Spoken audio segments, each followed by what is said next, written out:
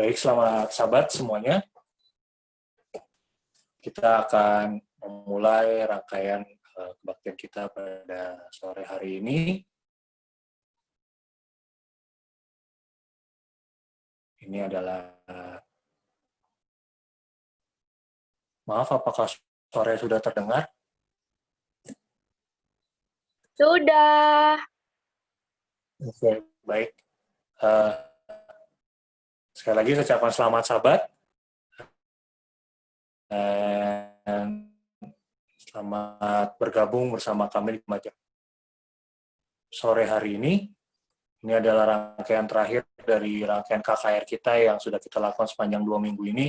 Dan untuk memulai seluruh rangkaian acara ini, kita akan mulai dengan doa, dan doa buka akan dibawakan oleh Nikita Sakul.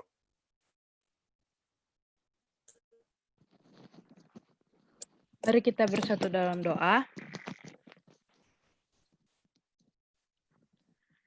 Ya Tuhan, Allah Bapa kami dalam surga, terima kasih Bapa, Engkau masih memberkati kami sampai pada sore hari ini ya Tuhan. Dan sekarang kami akan memulai seluruh rangkaian acara ibadah kami, kiranya Engkau memberkati kami ya Tuhan, berikan kami hikmat dan Roh Kudus ya Tuhan. Juga Tuhan kiranya Engkau memberkati Pastor Immanuel baik yang akan membawakan firman-Mu ya Tuhan. Engkau berkati dia dalam segala apa yang akan dibicarakannya ya Tuhan. Ya Tuhan, kiranya Engkau pimpin kami dan sertai kami selalu ya Tuhan. Inilah doa kami ya Tuhan. Dalam nama Yesus kami berdoa dan mengucap syukur. Amin. Baik, terima kasih untuk doa bukanya. Untuk selanjutnya kami serahkan kepada Pastor Immanuel baik untuk mulai dan Pendeta Roy Peter. Silakan.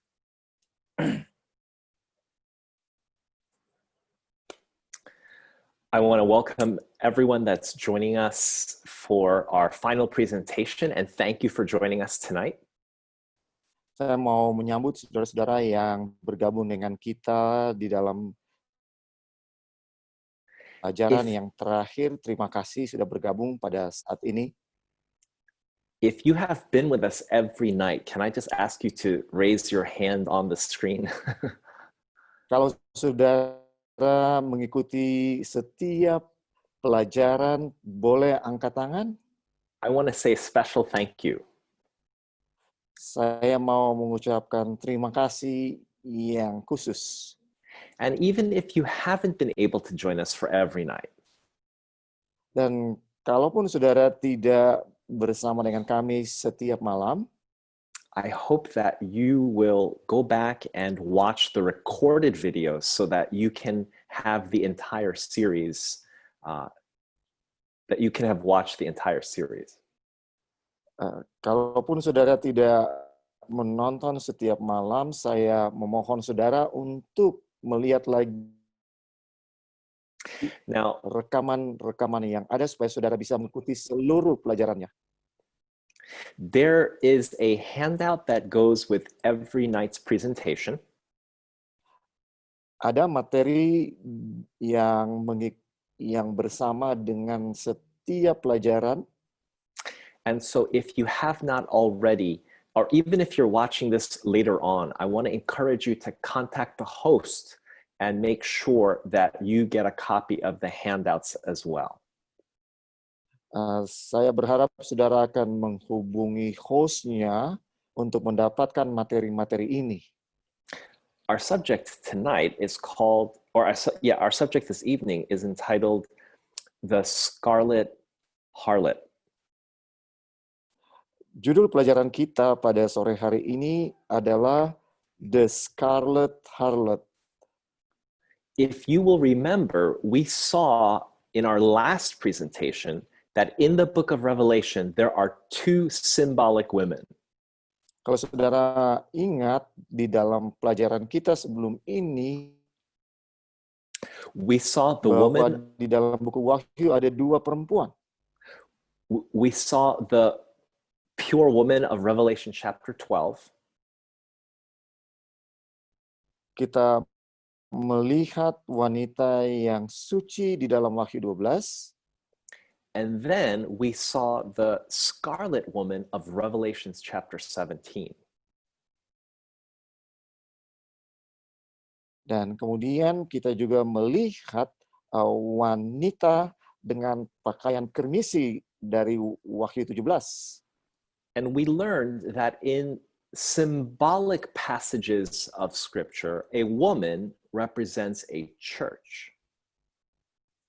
Dan kita melihat lambang perempuan di dalam nubuatan adalah lambang dari gereja.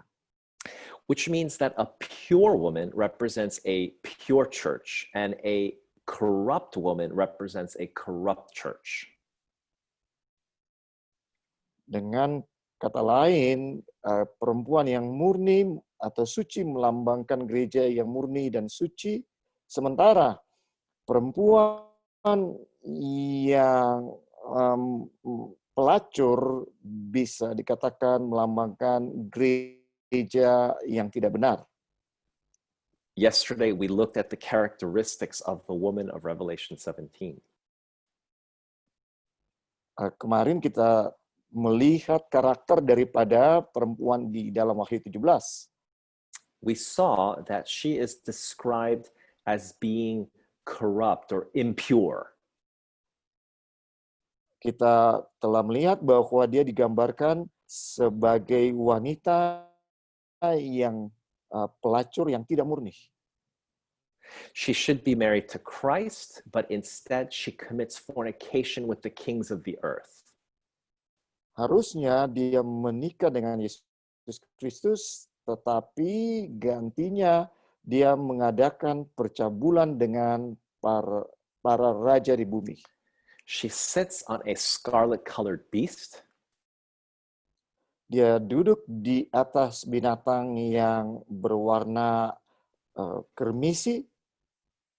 And she sits on, and she's clothed in purple and scarlet color. Dan dia memakai pakaian dalam warna ungu dan kemerah-merahan, kermisi. The Bible tells us that she has a name written on her forehead.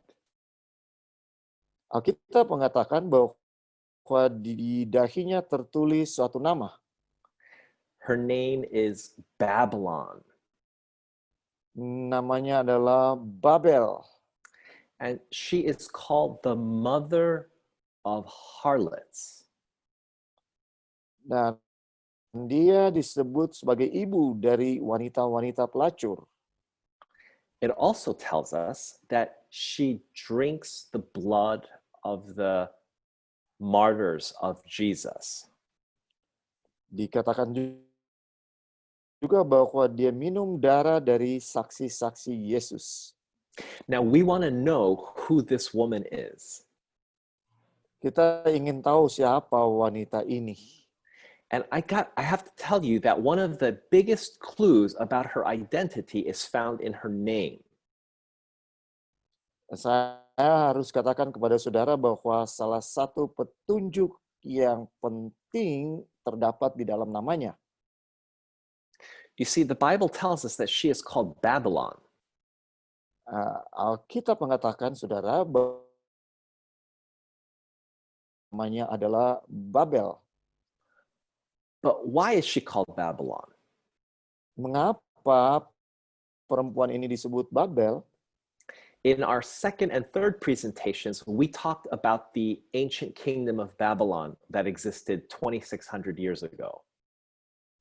Di dalam presentasi kedua dan ketiga, kita berbicara mengenai kerajaan Babel yang ada 2.600 tahun yang lalu. But in the book of Isaiah,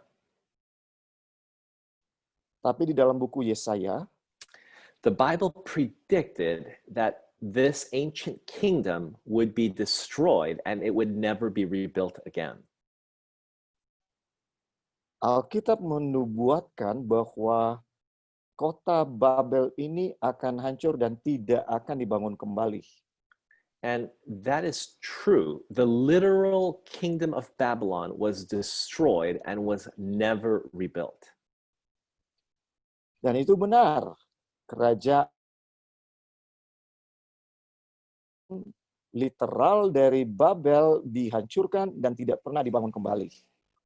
So when we talk about Babylon, we are not talking about the kingdom that was in Iraq that existed 2,600 years ago. We're not talking about that.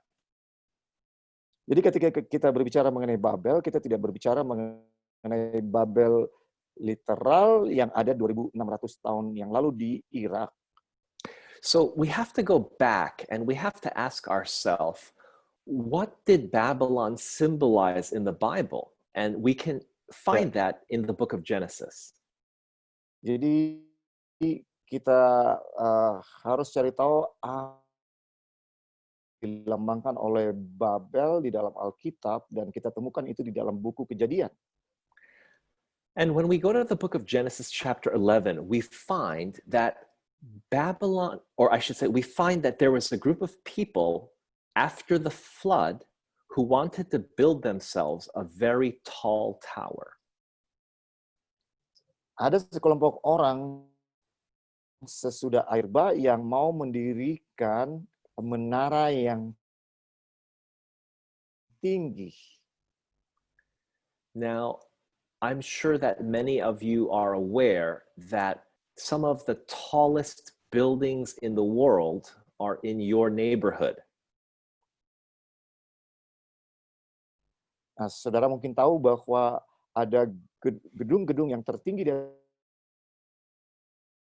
ini di tetangga daripada saudara. I have seen the Petronas Towers in KL, which are very, very high. Saya telah melihat tower atau gedung Petronas di Kuala Lumpur yang sangat tinggi.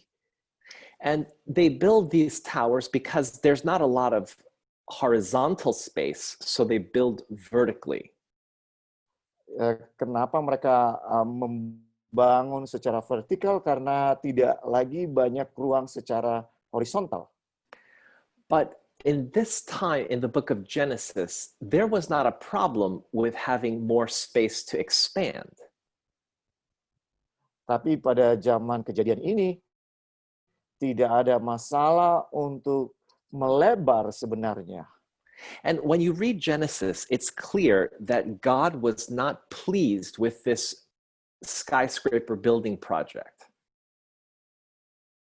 Dan kalau saudara baca buku Kejadian, bahwa Tuhan tidak senang dengan proyek untuk membangun gedung yang tinggi ini. And so the Bible says that God ultimately stopped this building project. Jadi Alkitab mengatakan bahwa pada akhirnya Tuhan menghentikan pembangunan gedung ini. And so the Bible tells us that because of this, God called this place Babel, and later on, of course, it became referred to as Babylon.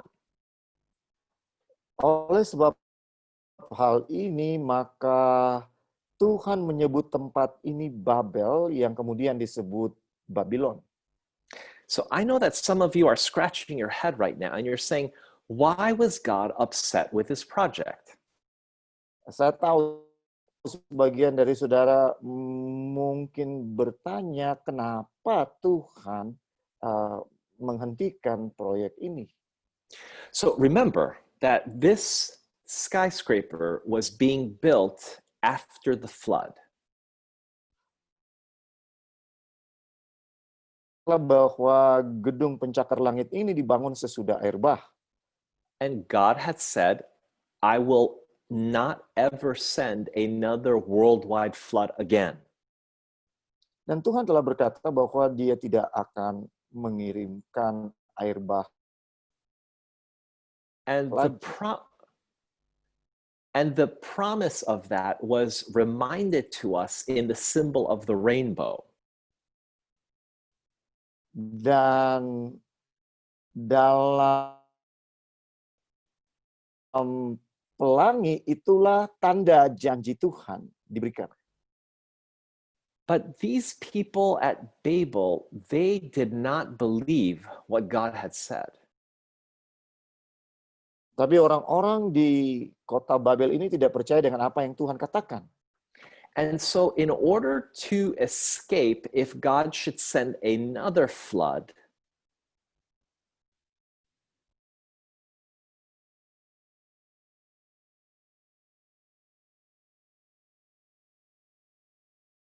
hello? Iya. Did you hear me? Do you want me to repeat it? Can you repeat, sir? Yes. In order to escape, if God should send another flood,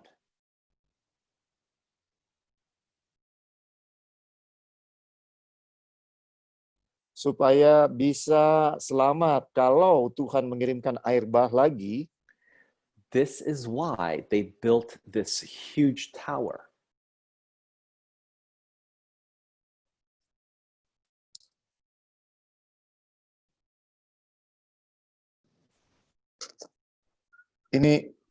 inilah alasannya kenapa mereka membangun Menara Babel. So Babylon or Babel was founded upon a doubt of what God had said. Jadi Babylon didirikan di atas dasar keraguan atas apa yang dikatakan oleh Tuhan. Not only that, it was also founded upon man's desire to save himself by his own works. Bukan hanya itu, tapi Babel didirikan atas keinginan manusia untuk menyelamatkan dirinya sendiri. But that's not all. Tapi bukan cuma itu. Because Babylon also had other characteristics. Let's notice the book of Ezekiel. Karena Babylon juga punya karakter yang lain di dalam buku Yeskiel. In Ezekiel 8:13, the Bible tells us about some terrible things that God's people were doing. Di dalam Yeskiel 8 ayat 13 dikatakan tentang hal-hal yang keji yang dilakukan oleh umat-umat Tuhan. The Bible tells us that at God's temple, there were women who were crying for Tammuz. Alkitab mengatakan bahwa di bait suci ada wanita-wanita yang menangisi Tammuz. So who is this person, Tammuz? Jadi siapa Tammuz ini? So one of the main leaders in the kingdom of Babylon was a man by the name of Nimrod. Salah satu pemimpin besar di dalam kerajaan Babel adalah seorang yang bernama Nimrod. He is mentioned in the book of Genesis chapter 10. Disebutkan di dalam buku Kejadian pasal 10. Nimrod, the Bible tells us his name, it means that we shall rebel. Nimrod, Alkitab katakan arti namanya adalah kita akan memberontak. And he was someone that was in rebellion against God. Dan dia adalah seorang yang memberontak kepada Allah. Nimrod had a wife, her name was Semiramis. Nimrod punya istri namanya Semiramis. All we know is that at some point, Semiramis killed Nimrod. Yang kita tahu bahwa di satu saat bahwa Semiramis membunuh Nimrod. And when he died, Semiramis taught her followers that Nimrod was now reincarnated as the sun, and he was now a god. Dan ketika dia mati, Semiramis mengajarkan pengikut-pengikutnya bahwa sekarang Nimrod menjadi hampir menjadi dewa. Now, after some time, Semiramis became pregnant again. Sesudah beberapa waktu, Semiramis hamil lagi. And she taught her followers that Nimrod, the sun god, had miraculously impregnated her. Dan dia katakan bahwa Nimrod yang sudah menjadi anak dewa ini yang menghamili dia. Now, of course, I'm sure you can see that this was to be a counterfeit of what would happen centuries later in the birth of God's Son, Jesus. Tentu saja ini adalah pemalsuan dari apa yang akan terjadi kemudian, yaitu kelahiran daripada anak Allah Yesus. But the child that was born to her out of this scandalous incident was named Tammuz. Dan anak yang dilahirkan dari skandal ini bernama Tamus. Now, Tammuz did not live very long. Tamus tidak lama hidupnya. When he was just a young man, history tells us that Semiramis killed him. Ketika dia masih muda, sejarah mengatakan bahwa Semiramis membunuhnya. And when he died, Semiramis taught her followers that he was now reincarnated as the fertility god. Dan ketika dia mati, Semiramis mengajarkan kepada pengikutnya bahwa dia sekarang berinkarnasi menjadi dewa kesuburan. And I won't tell you everything, but the celebration of his birth was worshipped with all kinds of immoral practices. Saya tidak akan menjabarkan semuanya, tetapi perayaan daripada kematiannya dilakukan dengan berbagai macam perbuatan amoral. Now, this tells us that spiritual Babylon not only was founded upon a doubt and disobedience of God's word, Ini mengatakan bahwa Babylon rohani bukan hanya tidak dibangunkan di atas firman Tuhan, but in Babylon, they also worshipped and paid homage to the dead. tapi di Babylon mereka juga hormat dan menyembah kepada yang mati. That's not all. Bukan cuma itu. If you look at Ezekiel 8, verses 15 and 16, Kalau saudara buka Yeskel 8 ayat 15 dan 16, at the temple, di bait suci, the Bible tells us that Ezekiel found 25 men who were worshiping the rising sun in the east. Alkitab mengatakan bahwa Yeskel melihat 25 orang menyembah kepada matahari di sebelah timur.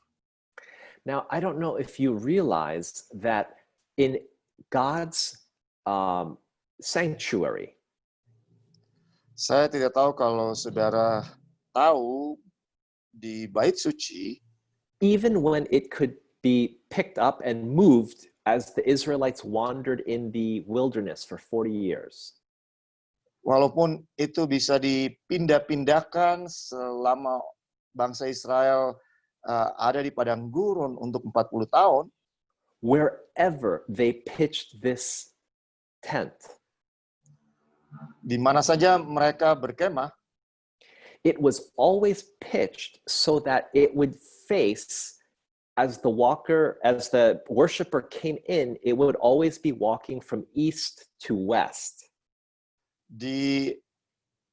diatur sedemikian rupa sehingga ketika orang datang memasukinya itu selalu dari arah timur ke barat. God did this on purpose. Tuhan melakukan ini dengan satu maksud. He did not want the worship of Jehovah to be confused with the worship of the sun as the pagans practiced even at that time. Dia tidak mau bahwa perbaktian kepada Allah disamakan dengan perbaktian kepada dewa-dewa kekafiran yang ada pada saat itu. And so always, anyone entering the sanctuary would always have their back to the rising sun. Jadi setiap orang yang datang berbakti di bait suci, akan selalu membelakangi matahari. But now here are these Israelites, and they are facing the east at the temple and worshiping the sun. Tapi orang-orang Israel ini sekarang menghadap ke matahari dan menyembah matahari. This of course was the worship. This was the practice that was started by Semiramis in ancient Babylon. Ini adalah praktek yang dimulai oleh Semiramis di Babel kuno. And so I think you understand that what we are looking at here is just another example of how Babylon influenced and its worship became widespread. Di sini saya harap saudara bisa memahami bahwa ini hanyalah contoh bahwa pengaruh dari perbaktian Babylon telah mendunia. Babylon included a worship of the sun. Babylon adalah juga penyembahan kepada matahari. Now, I want to show you that the Bible gives us another clue about Babylon in Revelation 17, verse 1. Alkitab juga memberikan petunjuk yang lain tentang Babylon di dalam Wahyu 17 ayat 1. The Bible tells us that this woman whose name is Babylon, it says she commits fornication with the kings of the earth. Alkitab mengatakan bahwa Babylon ini mengadakan percabulan dengan raja-raja di bumi. And I think you understand that the imagery that the Bible uses of a woman sitting on a beast. Dan saya pikir saudara memahami bahwa gambaran seorang perempuan duduk di atas seekor binatang, it represents the union between the church and the state power. Ini menggambarkan persatuan antara kekuasaan gereja dan negara. And so the idea, of course, is that Babylon is a church and state combination.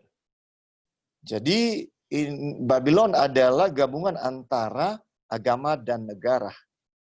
Now, I want you to look and notice that when the Bible calls the woman Babylon, it includes all of these characteristics of ancient Babylon. Saya mau saudara mengerti bahwa ketika Alkitab menyebutkan Babylon, ini juga berarti semua karakter di Babylon kuno dimasukkan. This is a church that is founded upon the doubt and disobedience of God's word. Ini adalah gereja yang didasarkan kepada meragukan dan tidak menurut pada firman Allah. They have an homage to and a worship of the dead. Mereka hormat dan menyembah orang mati.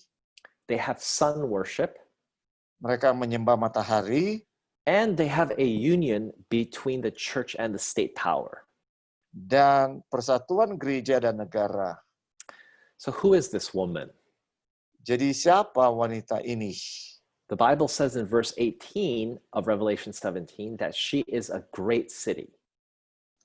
Di dalam Wahyu 17 ayat 18 dikatakan Babel adalah kota besar. But not only that, the Bible tells us that she has 7 mountains upon which she sits. Alkitab juga mengatakan bahwa ada 7 gunung yang di atasnya perempuan itu duduk. So this tells us that not only is she a city, but she sits on 7 mountains. Bukan hanya dia adalah satu kota, tapi dia ada di atas 7 gunung. In addition to that, the Bible tells us in Revelation 18, verse 16, that she is very, very rich. Sebagai tambahan, di dalam Wahyu 18 ayat 16 dikatakan bahwa dia sangat kaya. So she is a city that sits on 7 hills or mountains, and she is very rich. Jadi di Babel adalah satu kota yang terletak di atas 7 gunung dan dia sangat kaya.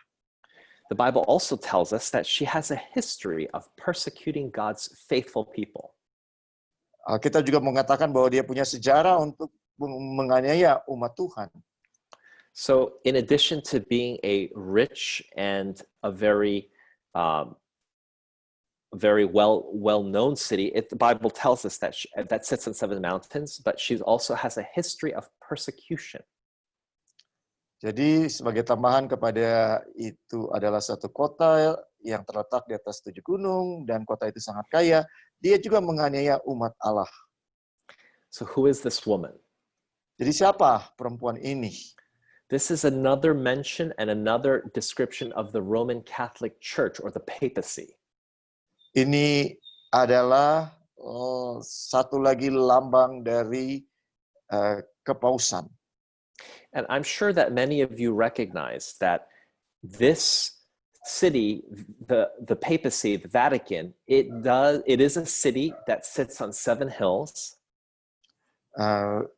Vatikan adalah satu kota yang terletak di atas 7 gunung. It is no secret that they are extremely wealthy. Dan bukanlah rahasia kalau mereka sangat-sangat kaya. And they have a very well-documented history of persecuting God's faithful people. Dan mereka punya sejarah tentang menganiaya umat Tuhan. But there's something that I want to tell you about this symbol the Bible gives us in Revelation 17. Tapi ada hal yang saya mau katakan kepada saudara tentang lambang yang dibicarakan oleh Alkitab di dalam Wahyu 17.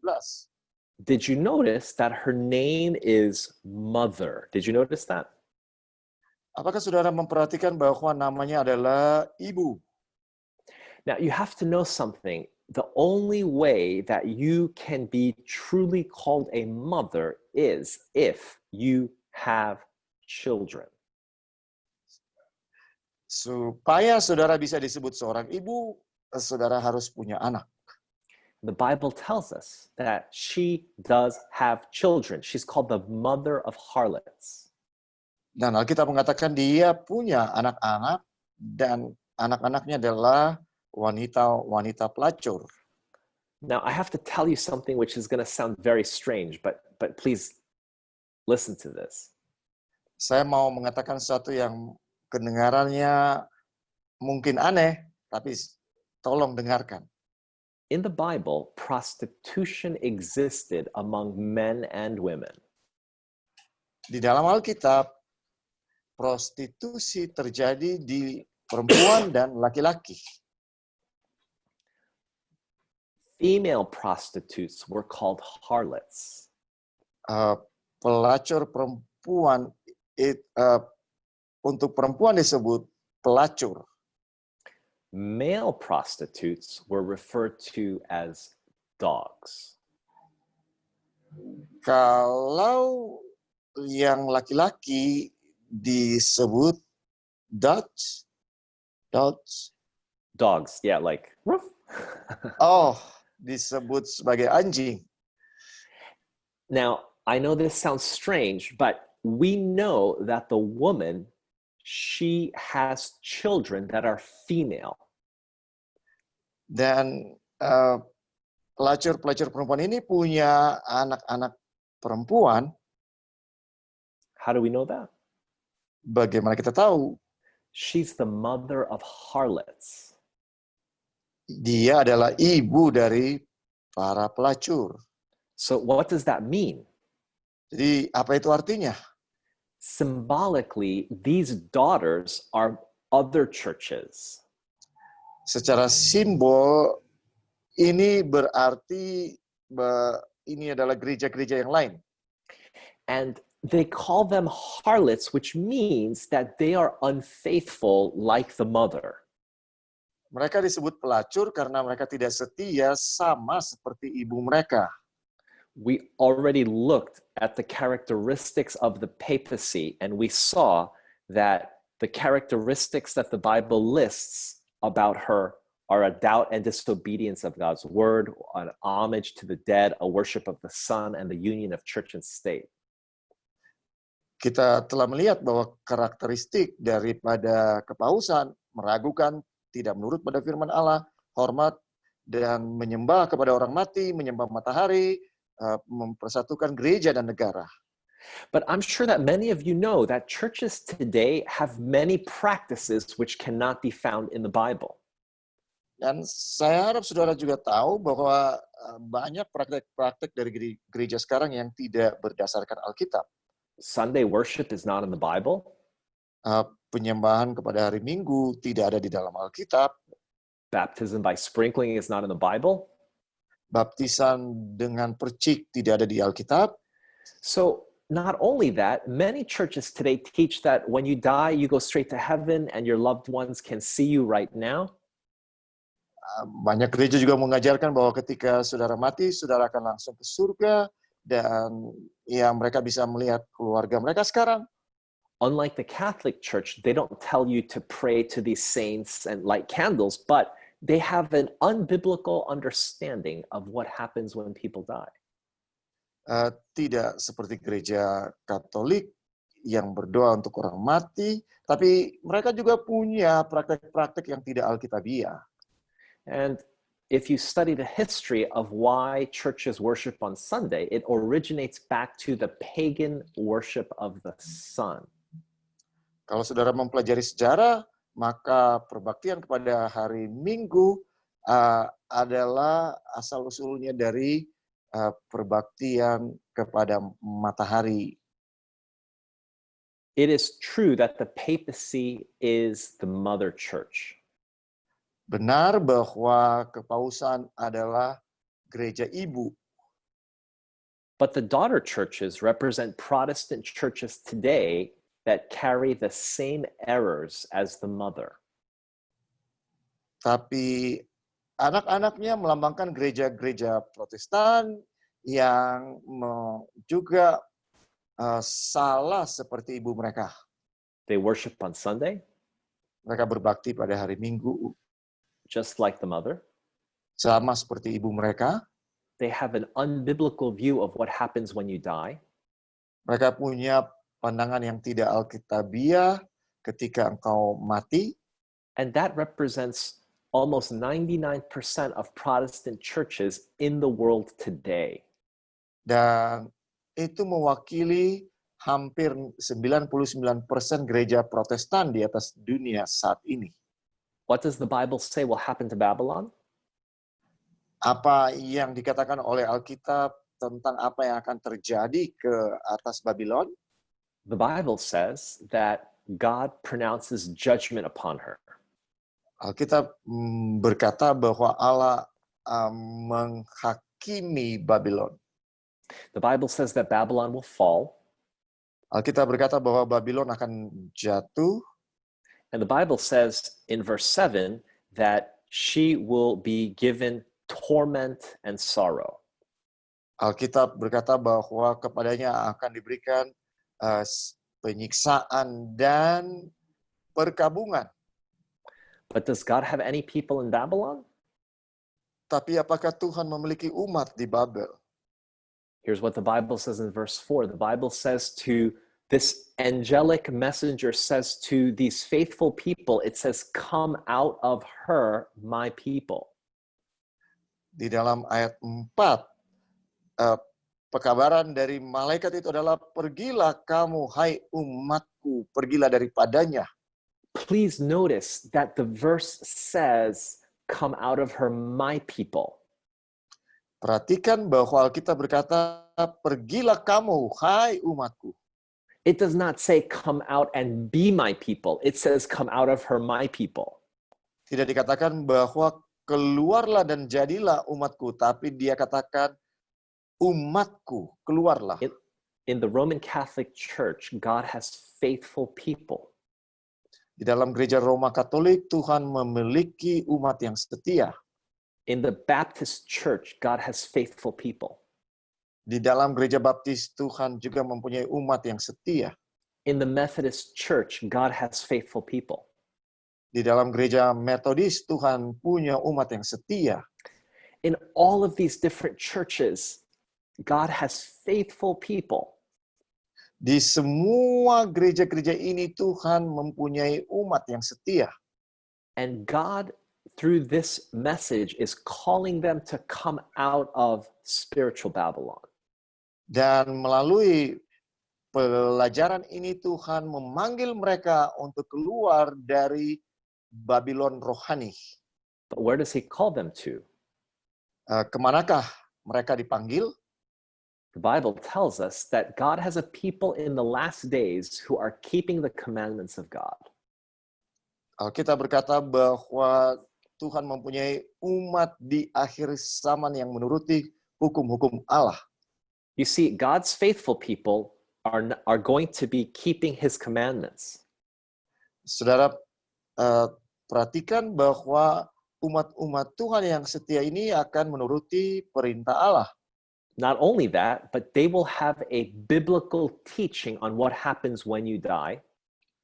Bukan hanya itu, tapi mereka mengajarkan kebenaran mengenai apa yang akan terjadi kepada orang mati.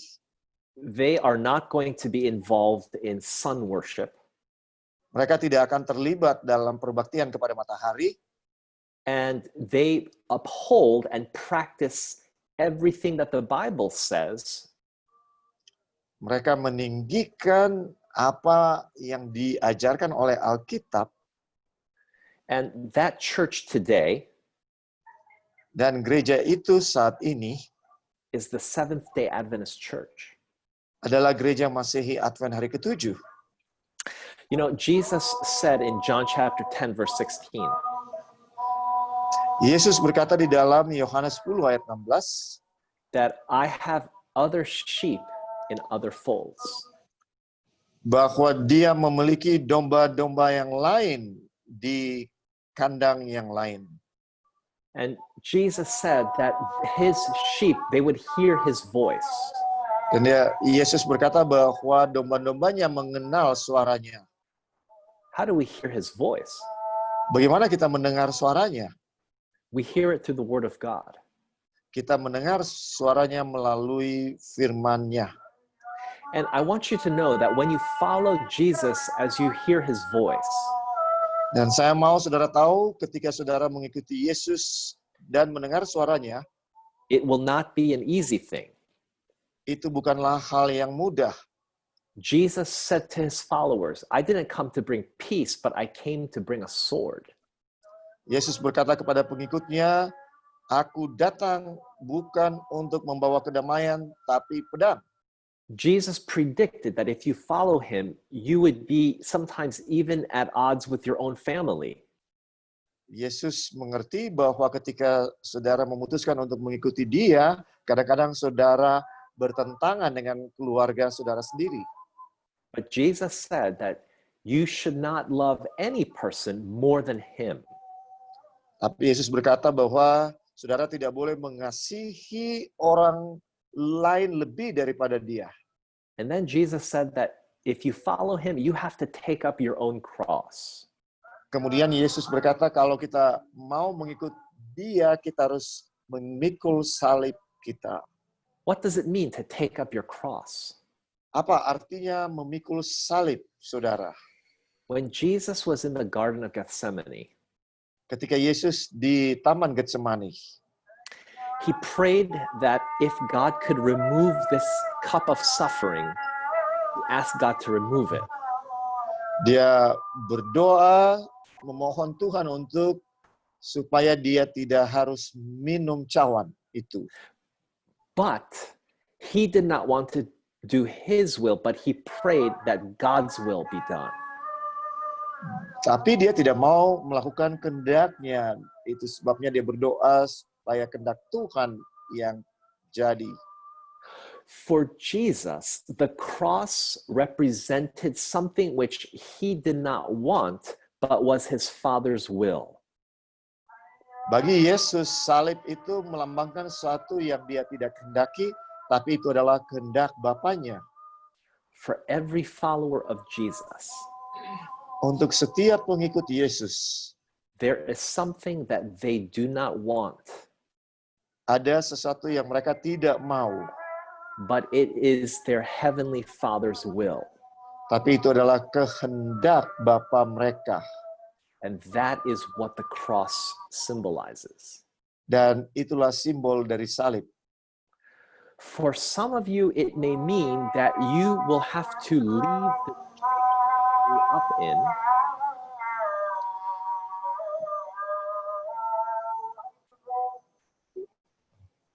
Putus.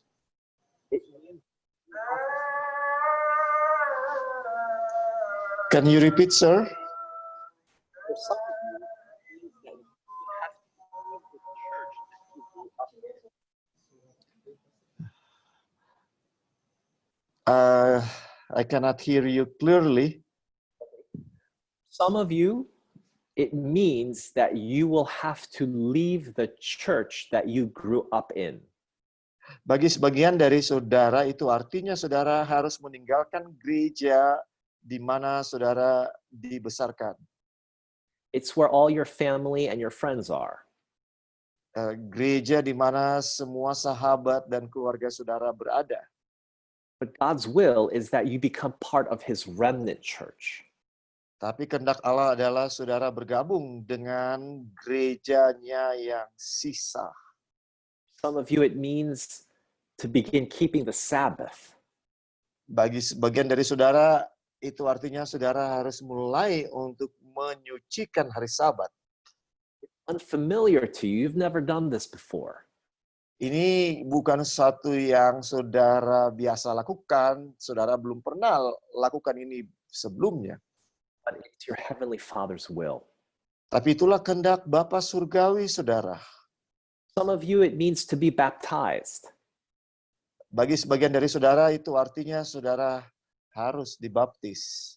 You're shy, you're nervous, you're afraid to make this decision. Saudara malu, saudara gugup, saudara takut untuk membuat keputusan ini. It goes against your nature, but it's your heavenly Father's will. Ini bertentangan dengan kedagingan saudara, tapi ini kehendak Bapa Surgawi saudara. In every age, to follow Jesus means to take up your own cross. Dalam setiap zaman, mengikuti Yesus berarti pikul salib. In Jesus' day, to follow him sometimes meant you could be killed. Di zaman Yesus, mengikut dia berarti saudara bisa mati.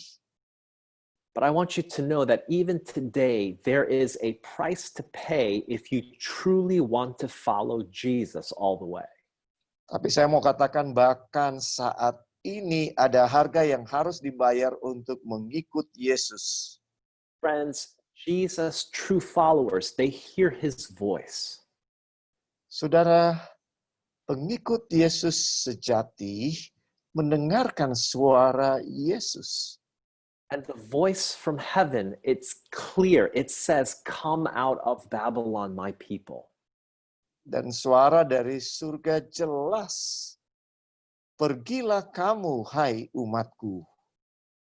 As you're watching this video, Sementara saudara menyaksikan video ini, I want to invite you to take a step forward to follow Jesus.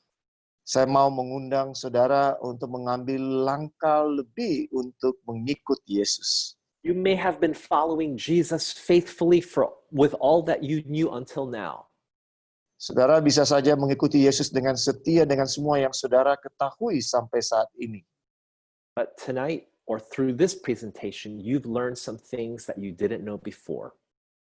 Tapi pada sore ini, melalui presentasi ini, saudara telah mempelajari yang saudara belum pernah ketahui sebelumnya.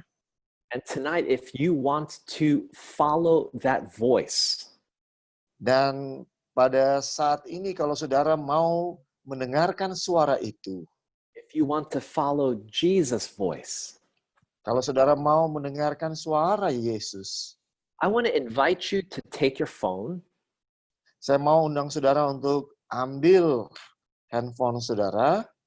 I want to invite you to text this number on WhatsApp. Saya mau saudara ketikkan nomor WhatsApp ini.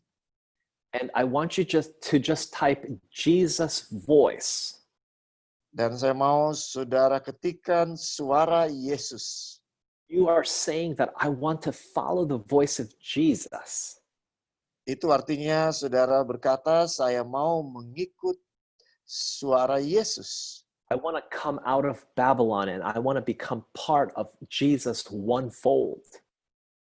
Saya mau keluar dari Babylon dan bergabung dalam kandang Yesus. Don't think, oh, I can wait till tomorrow or next week. If you're hearing this and God is impressing your heart, do this right now. Jangan berkata, oh saya bisa tunda keputusan ini. Tapi kalau saudara dengarkan suara Yesus, lakukan itu sekarang. Some of you may have clicked on this presentation and this is the only one that you have watched in this whole series. Sebagian dari saudara mungkin hanya menyaksikan pelajaran ini. I want to encourage you to watch them in order and make sure you watch them all. Saya mau mendorong saudara untuk menyaksikan semua pelajaran ini dan secara berurutan. And even if you're watching a year later or 2 years later, this number will still be active. And I want to encourage you to text and let them know, let God know that, hey, I want to make this decision and I want to follow truth. Bahkan kalau saudara menyaksikan ini 1 tahun atau 2 tahun kemudian, saya harap saudara akan hubungi nomor ini karena nomor ini masih akan aktif. This number will give you access to resources and people that can help you in your decision to follow Jesus all the way. Nomor ini akan menolong saudara untuk mendapatkan akses kepada materi-materi yang dapat menolong saudara untuk mengikuti Yesus. I want to close with a word of prayer. Saya mau akhiri dengan berdoa. Our Father in heaven, Bapa di surga, help us to hear the voice of Jesus. tolong kami untuk mendengarkan suara Yesus. Thank you for the invitation to come out of Babylon. Terima kasih untuk undangan keluar dari Babylon. And thank you that you have one fold where your people keep the commandments of God. Terima kasih di mana Tuhan memiliki suatu kandang di mana umat-umat-Mu berada. Thank you for hearing these prayers. Terima kasih untuk mendengarkan doa ini. Bless each one that has made a decision tonight. Biarlah setiap orang yang sudah mengambil keputusan malam ini, In Jesus' name we pray. di dalam nama Yesus kami berdoa. Amen. Amin. I want to especially thank every one of you that has joined us. Saya mau berterima kasih kepada setiap saudara yang sudah bergabung dengan kami. If you have been blessed by the series, Kalau saudara merasa diberkati dengan pelajaran-pelajaran ini, I want to encourage you to share the links with your neighbors, your family members, and your friends. saya mau mendorong saudara untuk membagikan linknya kepada sahabat, tetangga, ya, dan keluarga saudara. This is a way that you can be a worker and a missionary for Jesus. Ini adalah satu cara bagi saudara untuk menjadi pekerja dan misionaris Yesus. Make sure to contact the host to get tonight's handout. Jangan lupa untuk mengkontak host untuk mendapatkan materi pelajaran malam ini. I wish God's blessing upon you. Saya berdoa untuk berkat Tuhan bagi saudara. And I will say goodbye. Dan saya akan mengucapkan selamat tinggal. Baik, terima kasih Pastor Roy dan Pastor Emmanuel. Kiranya presentasi ini serta pembawaan firman kita pada sahabat sore ini dapat menjadi berkat bagi kita dan dapat kita juga mendengar suara Yesus dalam kehidupan kita. Untuk Pastor Roy, apakah ada pengumuman lain yang ingin disampaikan? Nggak ada. Nanti materi akan dikirim kepada semua yang sudah memberikan email dan akan dilakukan secepatnya.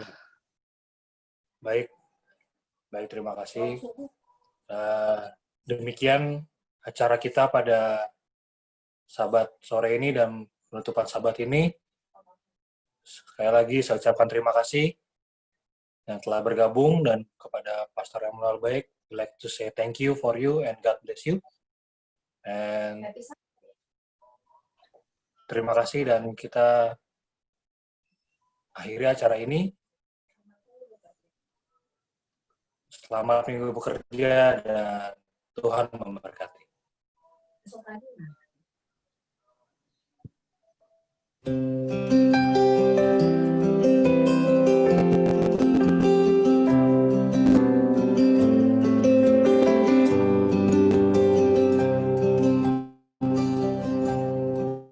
Oh, I saw a distant land, and its glory was so grand. I cried, oh Lord, how I long to be there.